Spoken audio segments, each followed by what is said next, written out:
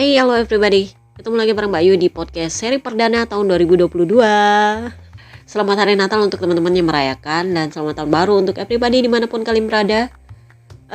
Harapan gue cuma satu, semoga pandemi ini berakhir. Jadi kita nggak perlu karantina, nggak perlu ngecek-ngecek vaksin karena gue tahu ada beberapa yang sebenarnya nggak suka divaksin. Jadi itulah kenapa gue bilang semoga pandemi ini berakhir biar kalian yang nggak mau divaksin udah nggak perlu lagi ribet-ribet kelahi sama vaksin. Kemudian kita nggak perlu repot-repot karantina, kita nggak perlu repot-repot keluar duit untuk tes ini itu kalau mau kemana-mana. Kita juga nggak perlu ribet-ribet untuk bayar dan ngurus visa kalau kita mau ke luar negeri. Paspor gue loh ya masih bersih celing sejak gue perpanjang. So pokoknya intinya adalah yang penting pandemi ini berakhir, kita bisa hidup totally normal lagi. Gak ada yang ngeribet-ribetin kalau kita mau kemana-mana, karena menurut gue pergerakan manusia itu adalah hak asasi manusia juga. So karena kita absen podcast sekitar 2 minggu, ya lumayan banyak juga sih yang mau dibahas. Yang pertama kita bahas adalah soal Jurun Dakor. Nah sebelum Natal kemarin memang dia dikabarkan melakukan pemeriksaan untuk matanya. Jadi dokter itu memutuskan untuk nggak melakukan operasi pada matanya. Kabar baiknya menurut Honda itu karena kondisi diplopianya, penglihatan gandanya itu udah mulai membaik. Jadi yang awalnya penglihatan gandanya itu parah banget, nah sekarang itu katanya sih udah mulai fokus, tapi belum fokus-fokus banget.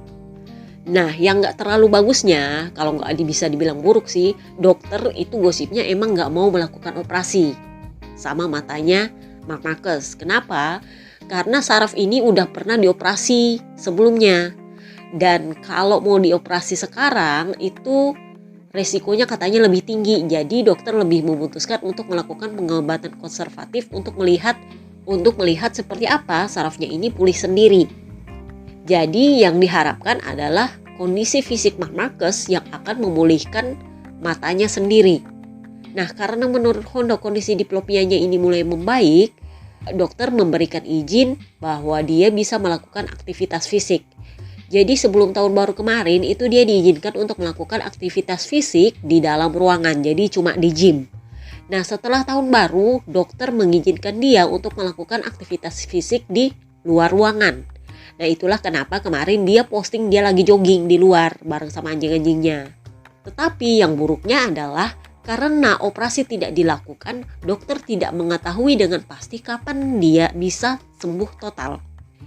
Jadi ini kekurangannya kalau lu nggak operasi. Kalau operasi, lu bisa tahu, oh kira-kira ini jaringan yang dioperasi ini pulihnya kapan, bisa dipakai kapan. Nah kalau nggak dioperasi dan karena itu saraf, jadinya ya dokter juga nggak tahu kapan bisa pulihnya. Nah itu yang menurut gua adalah berita buruk yang coba disembunyikan oleh Honda. Jadi keluarganya Mark Marquez diwakili oleh Alex Marquez itu mengatakan bahwa targetnya mereka itu Mark Marquez turun track di tes Sepang. Artinya di awal Februari. Menurut gue sih agak-agak ambisius ya, tapi bukan keluarga Marquez kalau nggak ambisius. Kemarin juga kan dia sampai pecah lat itu gara-gara dipaksa untuk latihan di gym untuk angkat beban berat. Waktu itu dengan harapan dia bisa turun track lebih cepat dan lengannya pulih lebih cepat waktu itu. Tapi kan pada akhirnya justru dia harus operasi sampai 3 kali. Ya gara-gara itu juga pecicilan. Padahal sebenarnya bukan salahnya dokter sih, kalau menurut gue itu salahnya dia sendiri, pecicilan segala macam dibikin. Ngerti gak? Nah jadi ambisiusnya keluarga Marquez ini adalah membuat dia turun track di tes Sepang. Honda itu memberikan toleransi sedikit lebih lama. Jadi Puig mengatakan Honda tidak membayangkan akan memulai musim tanpa Marquez. Artinya Marquez ditargetkan sudah ada di starting grid di GP Qatar nanti. Nah GP Qatar itu kan Maret, jadi sebenarnya masih lebih lama lah tenggang waktunya. Kalaupun bisa lebih cepat ya syukur. Karena Honda memang pengennya Mark Marquez itu sudah mulai mendevelop motor dia sendiri di awal musim. Kalau dia memang lihat Jordan musim ini. Dan gue sih berhembus-sepoi, memang petinggi Honda udah mulai wanti-wanti ini sama Puig. Puig, ini ridermu kita udah gaji 4 musim 15 juta euro per tahun. Nah masalahnya udah 2 musim dia gak perform. Sebenarnya sih bukan masalah gaji, karena masalah gaji kan udah di cut kemarin, udah dipotong-potong loh. Yang masalahnya adalah gelarnya. Jadi Honda maunya kalau memang Marc Marquez gak bisa bikin Honda Jordan lagi, ya cari rider lain yang bisa bikin Honda Jordan. Itulah kenapa kemarin mereka ambil Snectaro. Sebenarnya Snectaro ini ditawar oleh Honda, skenario-nya adalah untuk mendepak Pol Espargaro. Jadi waktu itu kan si Marc Marquez masih belum diplopia, baru menang di Misano kalau nggak salah kemarin. Jadi sebenarnya yang mau didepak itu adalah Pol Espargaro. Tetapi karena tiba-tiba Marc Marquez diplopia dan kondisinya ini adalah nggak bisa diprediksi kapan bisa turun trek. Jadi rencananya memang tetap berjalan, tetapi rider yang akan didepak itu bukan Pol Espargaro. Jadi itulah kenapa gue bilang putus kontrak diem-diem. Gosip berhembus sepoi-sepoi kalau sampai tengah musim Marc Marquez masih belum turun trek, itu mereka akan mengontrak rider lain. Itu gosip dari Opa Pernat. Nah karena Snectaro gosipnya itu meminta gaji 20 juta euro per musim. Nanti kita bahas soal gajinya Snectaro ini ya. Nah mereka kabarnya mulai calling-calling nih Jordan yang gak dianggap siapa, Joan Mir. Sebenarnya kalau menurut gue agak sulit buat Joan Mir untuk tertarik. Kecuali kalau ditawari gajinya tinggi. Setinggi apa Mbak Yu? Menurut gua 8 juta euro pun itu cukup untuk membuat Joan Mir pindah ke Honda. Kenapa? Karena gaji dia di Suzuki itu gak sebanyak itu. Dia Jordan kemarin itu pun itu gak sebanyak itu naik gajinya. Kalau gak salah gaji dia itu sekitar 4 juta euro, 5 juta euro sekarang di Suzuki. Masih kecil banget. Jadi cukup ditawari 6 juta sampai 8 juta euro dia itu pindah. Bisa kalau menurut gue asal dia yang pegang pengembangan, meskipun gue masih ragu apakah dia bisa mengembangkan motor atau enggak. Karena di Suzuki itu GSX membaik itu lebih kepada hasil pengembangannya Alex Rins. Kalau di podcast sebelumnya kalian udah dengar kan gue bilang yang ngembangin Suzuki itu sebenarnya Alex Rins bukan Joan Mir. Joan Mir itu yang berhasil mengkonversi hasil pengembangan Alex Rins menjadi Jordan. Karena Alex Rins kemarin apes mulu. Kurang lebih seperti itu. Tetapi kalau memang Joan Mir bisa mengembangkan di Honda, ya why not? Karena yang dibutuhkan Honda adalah rider yang mental juara, itu dulu yang pertama. Kenapa? Karena kalau lu udah mental juara, secara otomatis lu akan mempush diri lu gimana caranya supaya motor lu ini bisa juara. Nah itu mulai arahnya ke pengembangan. Jadi dilihat lagi apakah dia mampu mengembangkan atau enggak, tapi mental juara dulu yang diperlukan. Itulah kenapa mereka tertarik sama Joan Mir. Dan menurutnya Opa Pernat, paling enggak di awal musim, paling telat tengah musim itu negonya udah selesai. Honda dengan Joan Mir. Itulah kenapa gue bilang kalau sampai tengah musim Marc Marquez nggak turun track, itu mereka harus kontrak rider lain. Memang kontraknya Marc Marquez itu masih lama, tetapi ya kembali lagi gue bilang putus kontrak diam-diam. Jadi kalau sampai tengah musim Jeroen Drakor nggak turun track, mereka akan punya alasan untuk putus kontrak diam-diam karena alasan medis. Atau kalau nggak ya nunggu Marc Marquez mundur sendiri. Lalu nanti kalau Mir ke Honda, siapa yang mau gantiin di Suzuki? Ya banyak, bisa mundur dari Moto2 boleh, mau ambil dari satelit yang dibuang si Jack Miller mau pindah ke Suzuki juga boleh. Karena Jack Miller dan Johan Zarco adalah rider yang nyaris didepak dari Ducati. Itu butuh keajaiban kalau mereka mau bertahan, terutama Jack Miller ya. Karena Jorge Martin itu sudah target mau ambil seat pabrikan di tahun 2023. Meskipun menurut gue best shotnya Honda masih tetap bagusnya Jack Miller. Cuman ya kalau mereka mau cari Jordan ya mau gak mau harus Joan Mir. Kenapa? Karena Jordan zaman now selain Marc Marquez ya Snectaro dan Joan Mir. Karena Snectaro minta gajinya ketinggian ya kasihnya Joan Mir. Joan Mir itu lu modal 6-8 juta lu bisa ambil dia. Karena gaji dia sekarang gak lebih dari 5 juta di Suzuki. Dengan gelar satu Jordan loh ya. Nah ngomongin gaji kita bahas nih Snectaro. Jadi perkara kontraknya Snectaro dengan Yamaha itu kemarin secara verbal di Katolika kemarin itu sepakatnya adalah mereka akan perpanjang. Tetapi yang bikin lama bukan cuma soal pengembangan motor, tetapi juga soal gaji. Jadi gosip berhembus sepoi-sepoi, Snectaro ini minta gajinya 20 juta euro ke Yamaha. Kalau hitungan gua itu 20 juta euro per tahun. Kenapa? Karena Marc Marquez itu gajinya sebelum perpanjangan 4 tahun itu adalah 15 juta euro per tahun. Jadi prediksi gua di 4 tahun perpanjangan kontrak yang baru ini gaji dia sebenarnya adalah sekitar 17 juta euro per tahun. Jadi wajar pada saat Honda nggak punya pilihan lain karena Marc Marquez lagi absen, mau nggak mau mereka harus pungut Quartararo. Jadi ya wajar kalau Quartararo minta gaji 20 juta euro ke Honda.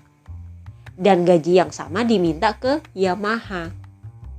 Masuk di akal? Jadi sebenarnya belagunya dia itu lebih kepada karena Honda nggak punya pilihan lain selain dia dan Mir. Kalau memang mau cari rider judun. Jadi istilahnya kayak gini nih manajernya Quartararo. Honda, lu kan judun lu lagi nggak bisa tuh. Lu mesti nyari rider judun lain dong untuk bisa judun. Nah, pilihan lu yang terbaik cuman Quartararo. Tapi Quartararo minta gajinya segini, lu mau nggak? Kurang lebihnya seperti itu. Nah, di postingan YouTube gue ada subscriber yang bilang kayak gini. Mbak Yu, gue dengarnya itu bukan 20 juta euro per tahun, itu 20 juta euro per 2 tahun, artinya 10 juta euro per tahun. Ya itu sebenarnya lebih masuk di akal sih kalau menurut gue. Tapi hitungan di atas kertas itu masih tetap mahal banget. Kenapa? Bebe Vale kalau nggak salah gaji tertingginya itu adalah 8,5 juta. Itu dia kondisi sudah berapa kali jurdun loh ya.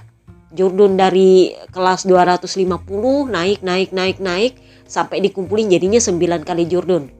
Itu 8,5 juta euro per tahun. Tapi selain itu dia juga bawa marketing buat Yamaha. Dia yang membesarkan brand ini. Jadi menurut gua wajar dia digaji mahal karena dia bawa duit jauh lebih banyak untuk Yamaha.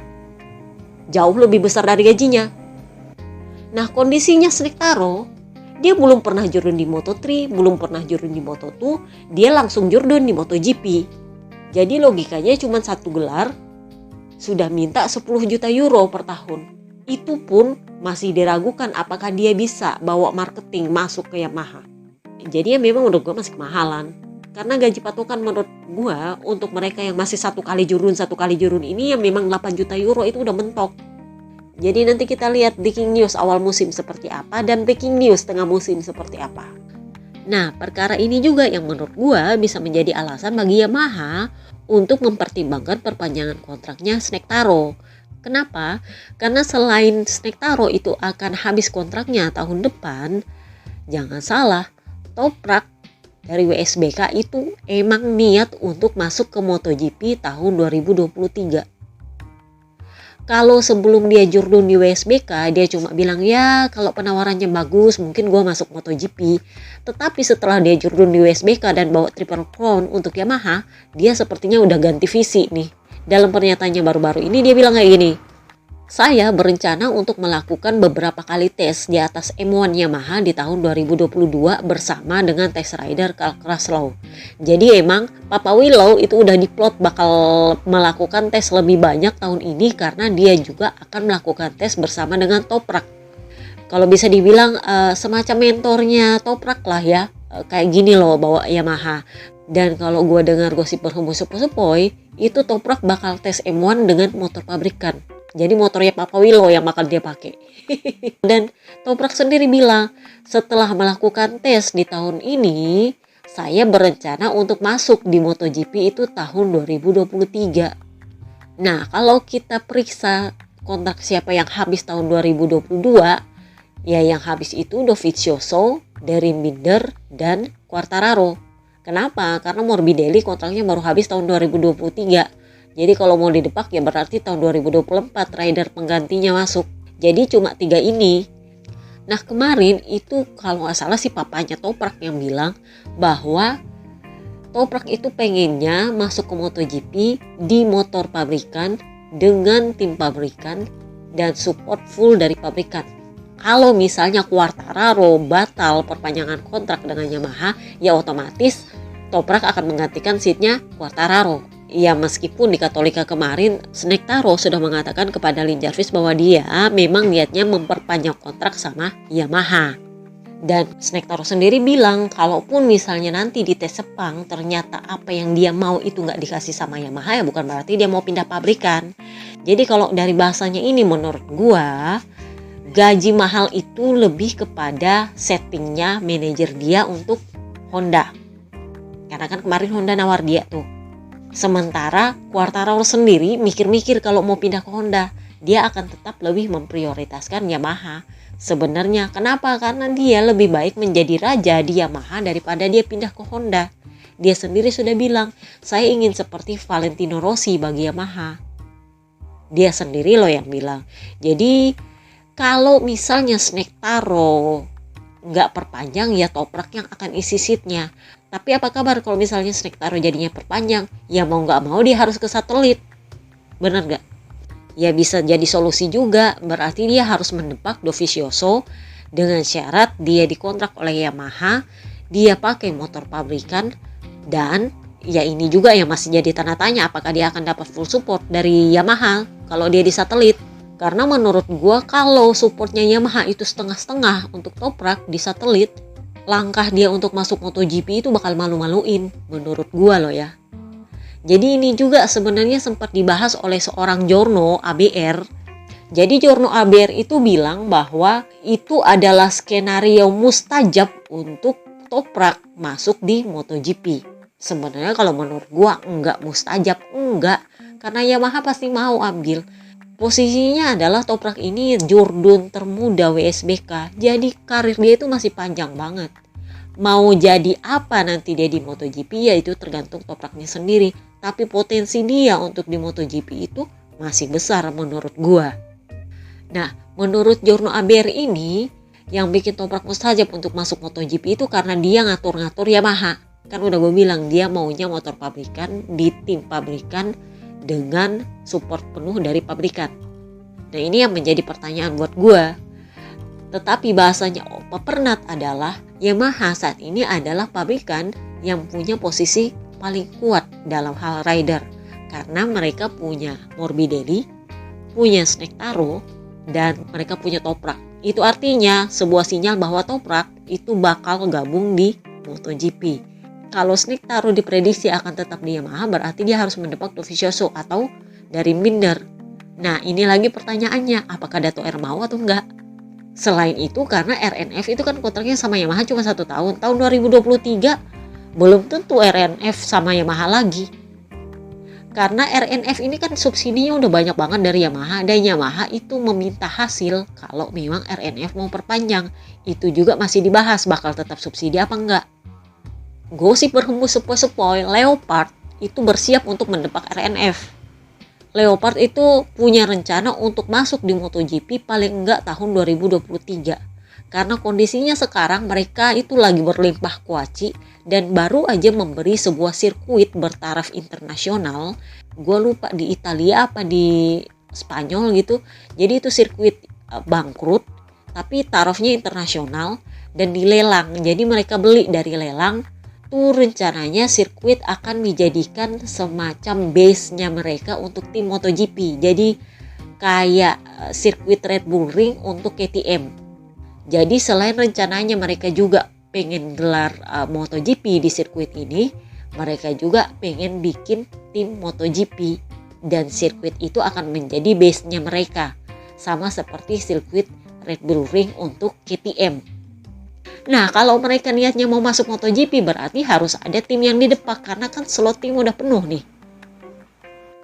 Nah kalau cek-recek tim satelit yang paling cepat habis kontraknya RNF, timnya Dato R. Jadi Leopard itu paling mungkin untuk mendepak RNF. Kenapa? Karena kondisinya Leopard juga lagi berlimpah kuaci dan Yamaha makin banyak lu kuaci makin bagus. Itu berarti subsidi makin kurang dan rider lebih terjamin. Bener nggak?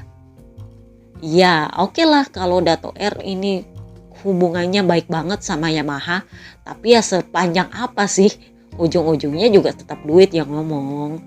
Ya nggak mungkin Yamaha subsidi terus, bener nggak?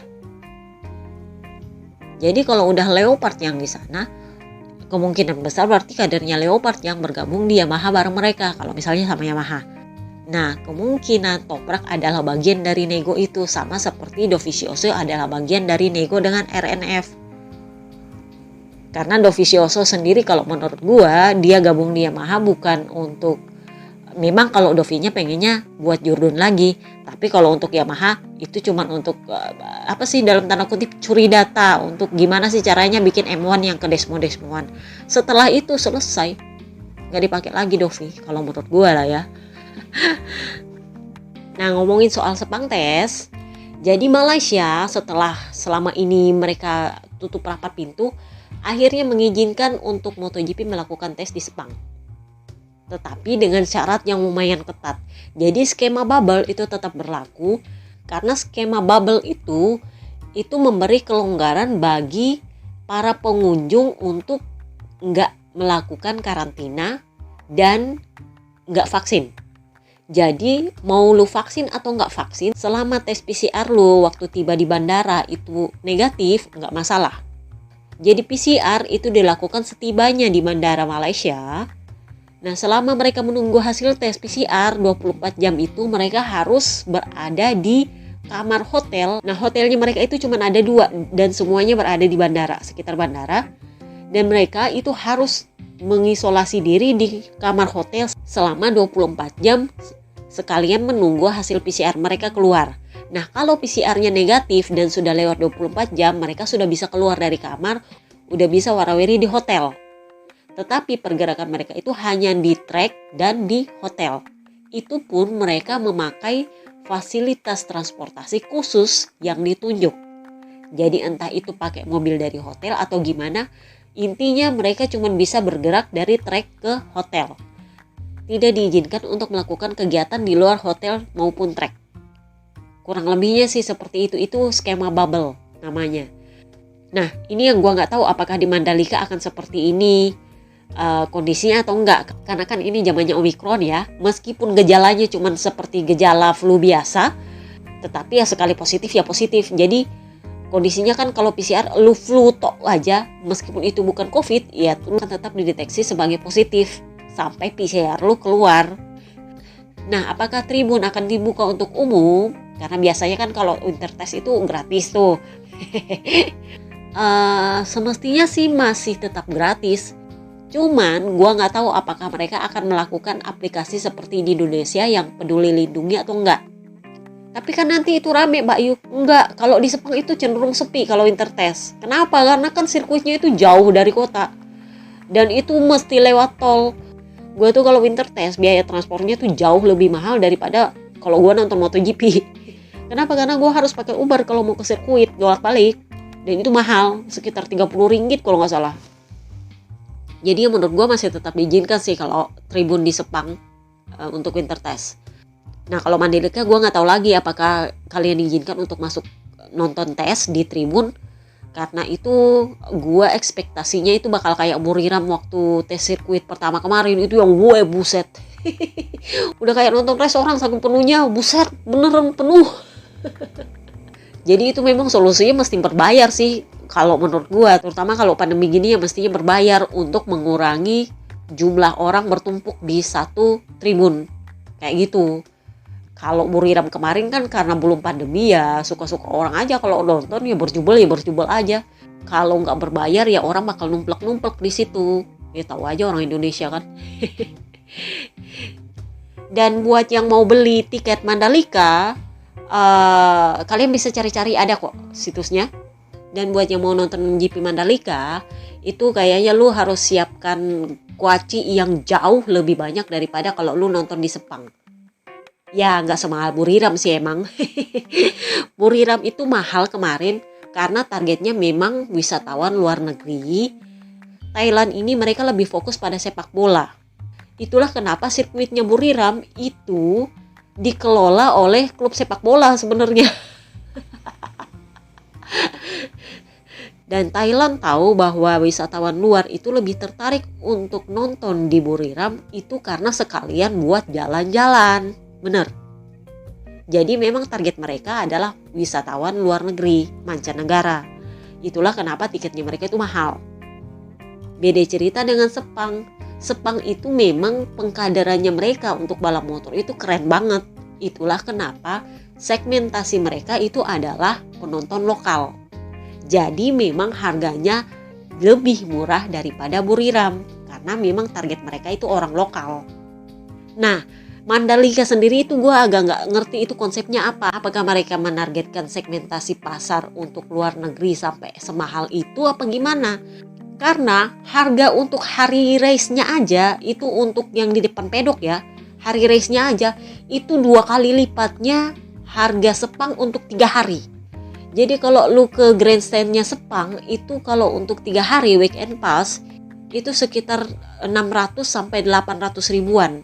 Itu untuk grandstand Sepang depan pedok bagian bawah. Nah biasanya di situ tempat ngumpulnya para fumi yang umum yang nggak perlu pakai bendera-bendera. Nah kalau yang grandstand atas, depan pedok atas itu khusus untuk ABR, untuk fansnya Marc Marquez. Itu kita bilang Tribun Marquez. Itu harga tiketnya untuk 3 hari itu sekitar 900 sampai 1 jutaan. Itu untuk 3 hari loh ya. Nah begitu gue buka websitenya Mandalika, itu harganya 2 kali lipat loh. 2 kali lipatnya sekitar 1,7 jutaan untuk hari resto. Kalau weekend passnya sekitar 2,8 kalau nggak salah ya. Itu yang buset mahal kali. Tapi ya gue nggak tahu ya segmentasinya apa.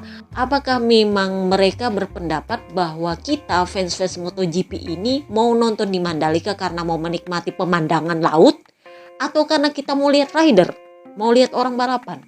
Karena kalau gue beli tiket itu karena gue pengen lihat balapannya. Gue nggak peduli gue mau lihat apa di situ, karena kalau udah race gue udah nggak perhatikan itu laut kayak di situ, itu kelapa kayak di situ, apa kayak terserah, sepanjang gue makannya terjamin, gue ada seat, gue nonton orang balapan.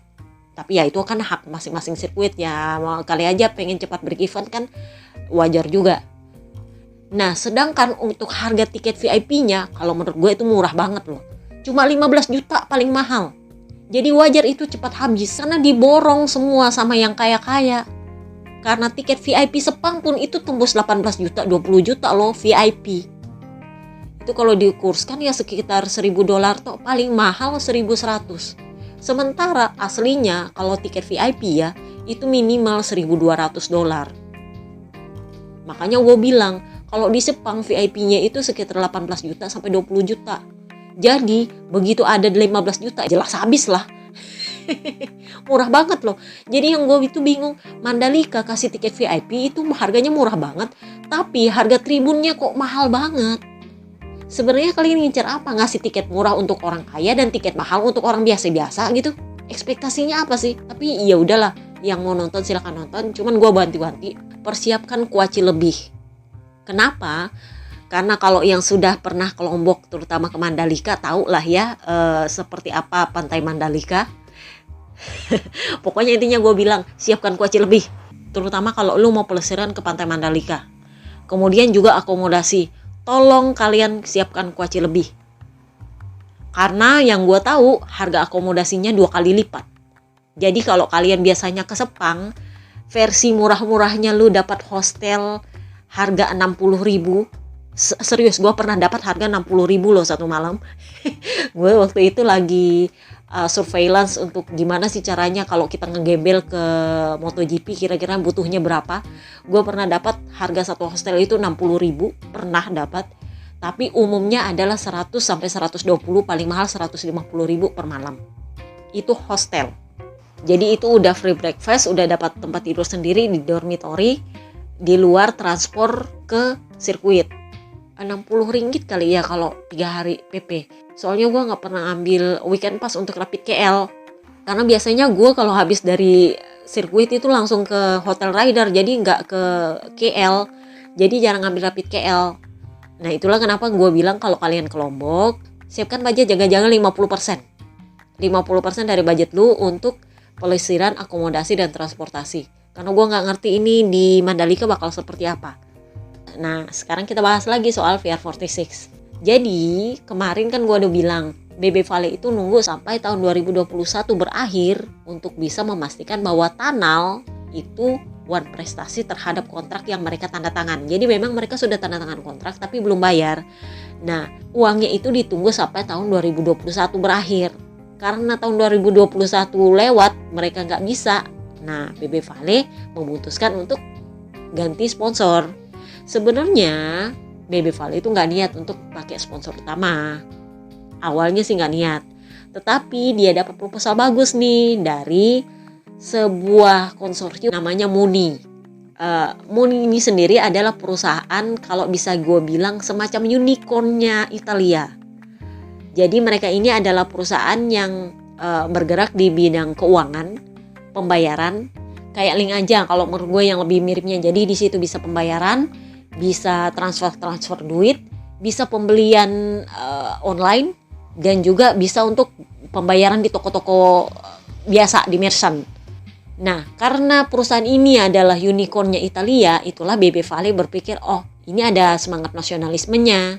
Jadi BB Vale berbendera Italia, VR46 berbendera Italia, Ducati benderanya Italia, Muni juga benderanya Italia. Jadi menurut BB Vale ini nasionalismenya bagus banget. Itulah kenapa BB Vale yang awalnya nggak mau ambil sponsor utama, akhirnya memutuskan untuk ambil sponsor utama. Dan jangan salah juga, kuaci yang ditawarkan itu jauh lebih banyak daripada yang Tanal tawarkan. Kenapa? Karena ternyata sponsornya Muni ini bukan cuma di MotoGP dan Moto2 untuk VR46, tetapi juga untuk VR46 Academy. Dan sebagai sponsor untuk BB Vale balapan roda 4 di musim ini. Jadi mestinya sih di Gulf 12 Hours Abu Dhabi ini Muni juga ada sponsornya. Cuman gua nggak tahu ini kan kondisinya BB Vale nggak turun nih. Apakah Muninya ngikut atau enggak? Kita nggak tahu di balapannya mana yang dimaksud sama BB Vale bahwa Muni akan menjadi sponsor untuk balapan roda 4-nya. So itu aja yang kita bahas kali ini. Semoga nggak kepanjangan karena gua pasti harus ngedit lagi. See you next time guys. Semoga minggu depan kita nge-podcast lagi. Bye bye.